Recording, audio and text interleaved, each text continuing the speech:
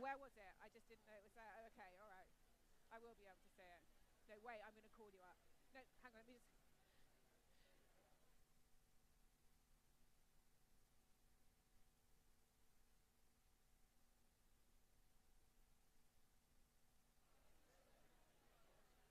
Huh?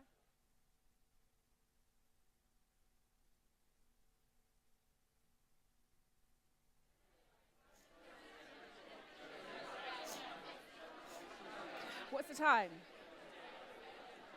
12, okay. So what, 30 seconds? How long should I give it?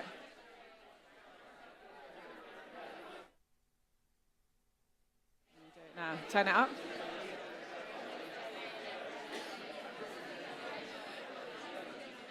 Okay, is everyone, oh, sorry, it's really loud. Has everyone introduced themselves, the person sitting next to them? Everyone introduce themselves? There is a lot of introducing. People are introducing themselves to people behind them, at the side.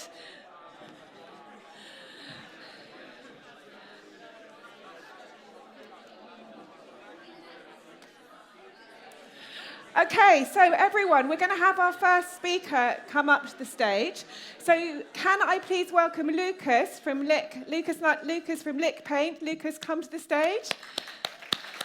And Lucas is the first of many brand owner, creators and operators who are going to be sharing some of their stories, wisdom and experience. And actually we're going to be chatting for around 15 minutes and then we're going to have questions. So as we go through, grab a seat, Lucas. As we go through, if you have questions, at the end Lucas will do a Q&A. So first of all, just to set the scene, has anyone heard of Lick Paint? Oh my goodness, look at that. Thank God for that. No. Has anyone bought Lick Paint? Oh wow, and have you used it? Is it in your house? What colour? Huh? I used the samples right before I moved, so I never got to buy them. Oh, well, that's a shame. So welcome, Lucas. That's brilliant. So, I mean, to be honest, the reason I was so excited to have Lucas when he said, yes, I will come and speak today is because probably like everybody else, I've been relentlessly targeted by amazing campaigns and creative from Lick Paint. So I was like, whoever this brand is, they really know what they're doing. I need to find out more. Eventually stalked him down, and here you are today. So welcome. Yeah, thank you very much. So Lucas, do you want to tell us a bit about yourself and your background and Lick and how it came to be? Yeah, so can everyone hear me with this? Yeah. So I started in finance. I spent about 5 years at a hedge fund working for the dark side and got a chance to join a startup about 7 or so years ago and have been working in online businesses since then. The last company I was working at was a company called Airtasker, which was a marketplace for finding cleaners and gardeners and handymen. It was an Australian business that's now on the ASX, and I was the first hire outside of Australia to build the UK market. And I met my co-founder there, Sam, and we were really fascinated by the idea of combining a product and a service together. So a lot of these service marketplaces, kind of Google arbitrage games, and we like the idea of upselling the service without any incremental marketing spend, so sell paint, find a decorator.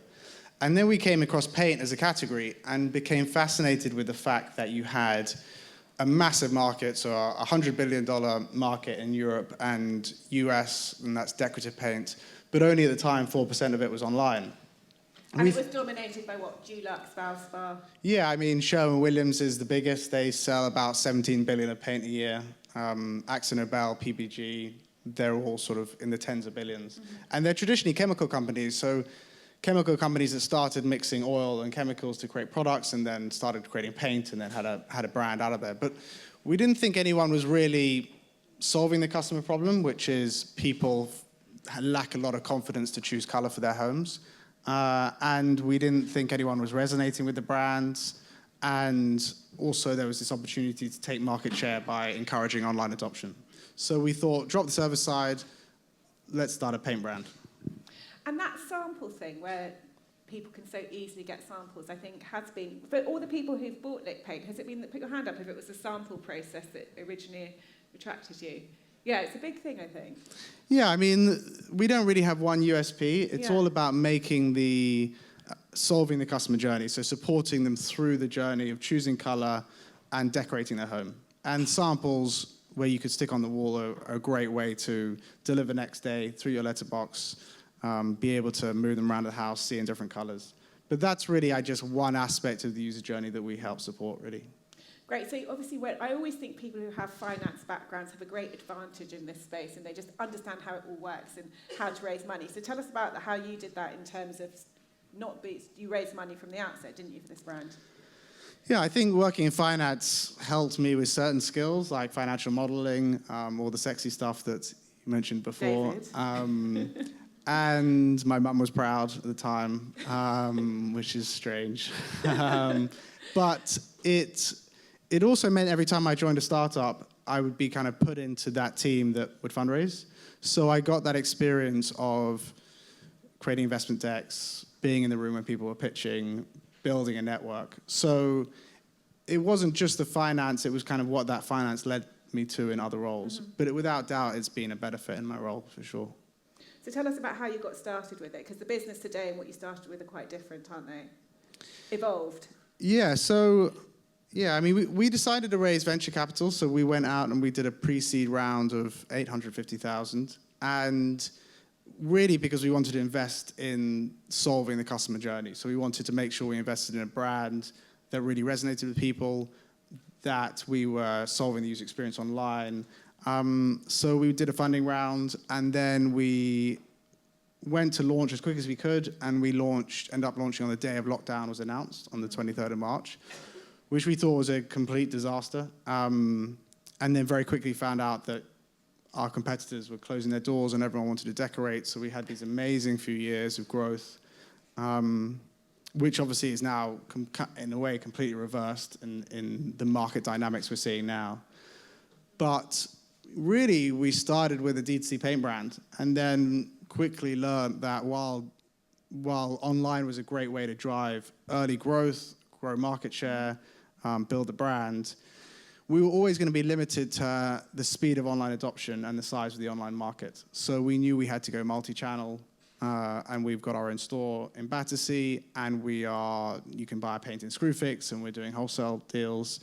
And that we could optimize, actually, we could innovate on the whole business, whether it be the supply chain rather than just this DTC brand. So, we're very far from what we started at, mostly because we hired very smart people and they came up with their own ideas and we had lots of learnings and adapted. But I don't actually even really remember what the early idea was. Now we're just rebuilding Dulux for the modern day. Great, and explain to everyone about how it's a print-on-demand, or not print, produce-on-demand product, and that's really helped you sort of speed up the supply chain. Yeah, I mean, when we launched, so in our first year, we were about 60% out of paint. So you could buy, people were selling our paint on Facebook Marketplace and for half-empty tins because we couldn't service them. So it kind of haunted us, this not being able to service the demand. So we decided to rebuild our supply chain, and we innovated really early and built that team to do so. And we now manufacture on demand. So we take an order, and it's all from the cloud, and it goes into a fully automated machine where it takes an empty can, fills it with base, fills it with ink, labels it, and is fulfilled every 30 seconds. And it means we have very high margins, and we have no working cap and lots of product agility and no wastage. So, that was, while it was a great time to build demand through lockdown, it was a very hard time to build a business from the supply chain. So that pain caused us to innovate really early, much earlier than we probably would have. And in terms of the spending and the investment money, I mean, when we spoke, you were telling me how it was really about people and bringing in talent in order to get you to where you've got to, i.e. in that manufacture on demand process and bringing in people from Valspar. Yeah, so I think we've raised about just over 23 million. That's got on people building out the infrastructure, eCom, our store, and with some capital to keep us through some challenging times ahead. But people are the most important thing in our business for sure. What are some of the greatest challenges you've had that everybody here can learn from? I think they're still to come. But I think, I think the biggest challenge was probably building a business during lockdown was, there was really lots of positives, distraction, and it was great to keep people busy at home decorating during challenging times. it was really difficult from a mental health point of view. You know, it was for everyone. I suffered with my own health anxiety during the time, and I think it was a very stressful environment at a very stressful time, and doing that remotely was extremely challenging. But it's, you know, building a business is just one problem after the other and solving that, so that's all part of it. What do you see as the upcoming challenges to overcome? Is it economic ones?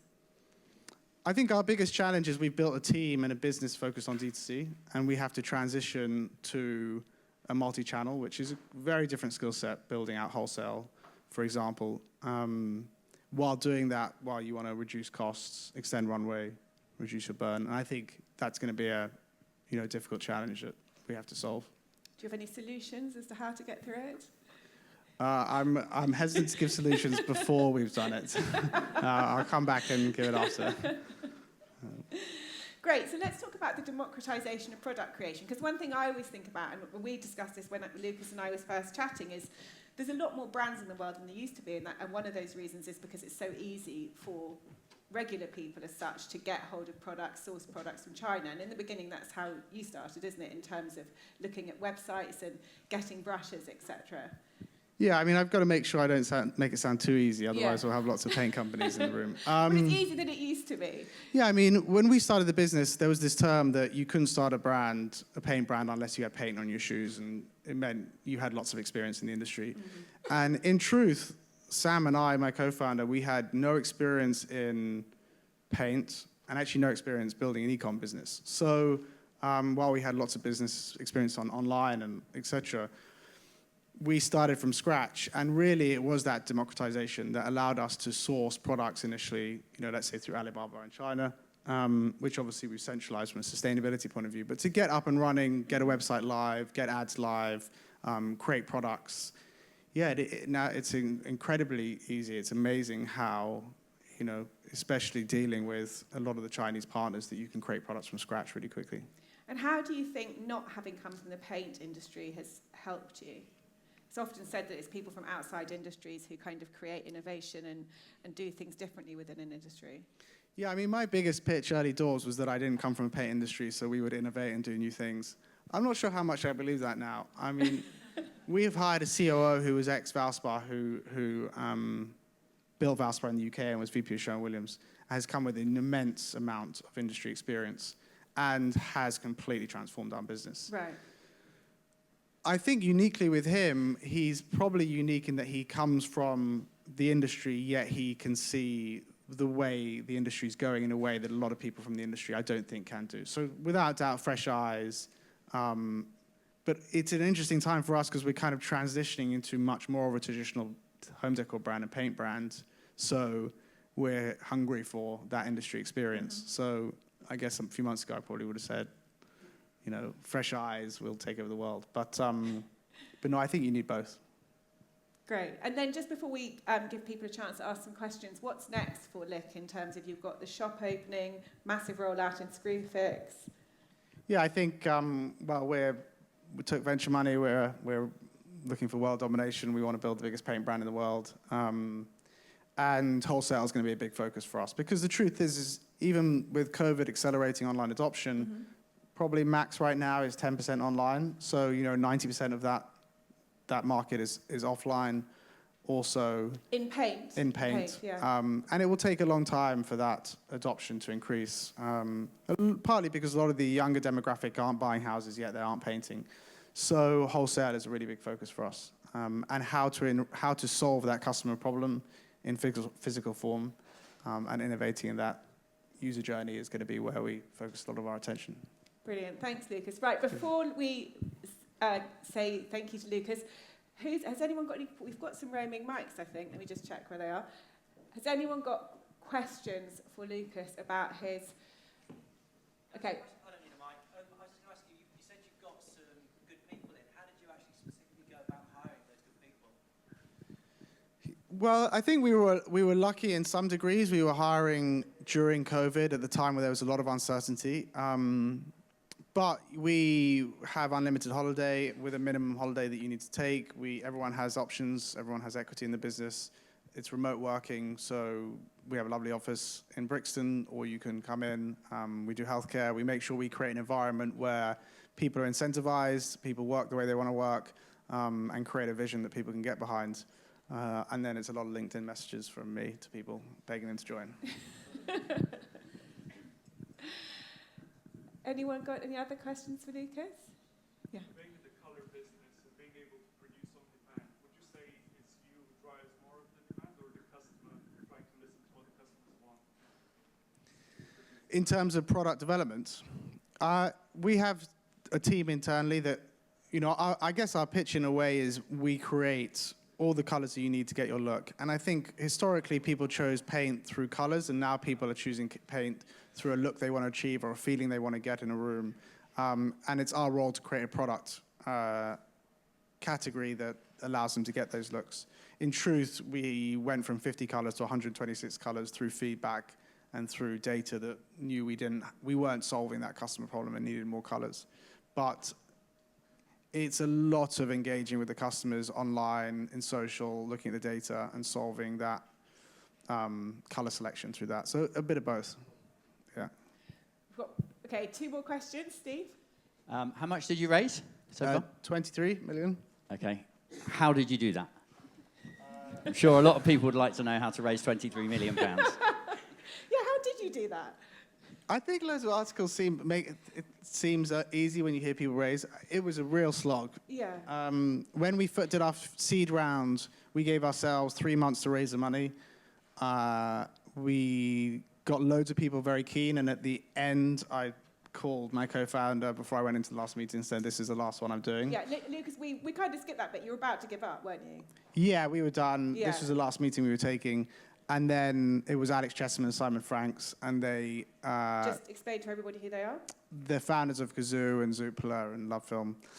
And they gave 75,000 each, and then we went into a coffee shop and called all the people that had liked us and turned that into sort of 700 in about half an hour.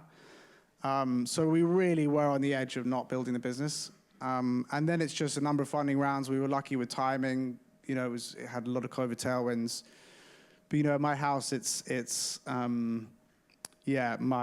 sit down and tell my wife it's about to happen. We're about to go through a funding round. It's a very stressful environment, and it's like you would do a sales channel, like meeting after meeting after meeting. Very lucky with timing, though. Rupert? I was just going to ask about. That's okay. I was just going to ask about sampling, actually, and whether that was something that you built into the business model to begin with, because it's expensive to do, right? And it's challenging to do, and sometimes you can be backwards and forwards with colour. Was that something that you developed, or that you knew you were going to have to do out of the gate? Yeah, I mean, there are a few people that were doing it in the US, and we thought the tech wasn't here, and we thought we could do it better than they were doing it. So we had to create it from scratch, and that was one of the USPs of the business. Building that and scaling that was incredibly challenging, and if we had known it was as challenging as it was, we might not have done it. Because it's challenging to kind of represent the colour digitally. So we have a makeup brand. Yeah. We come across that problem all the time. So sampling is, what a product, what a colour looks like digitally versus what it looks like when people get it in their hand. And then you've got the challenge of what it looks like when it dries on the wall as well, right? So there's that whole process.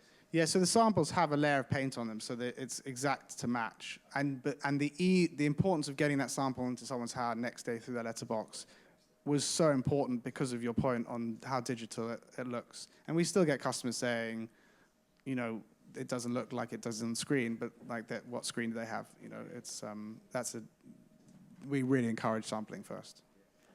Great, thank you. Well, thank you, Lucas, so much. So Lucas is going to be around, so you can all talk to him in the break, particularly everyone in cosmetics. You can all discuss colours and how they are or aren't, how they look on the packet and in the photos. So thank you so much, Lucas. Thanks for joining us. Thank you very much.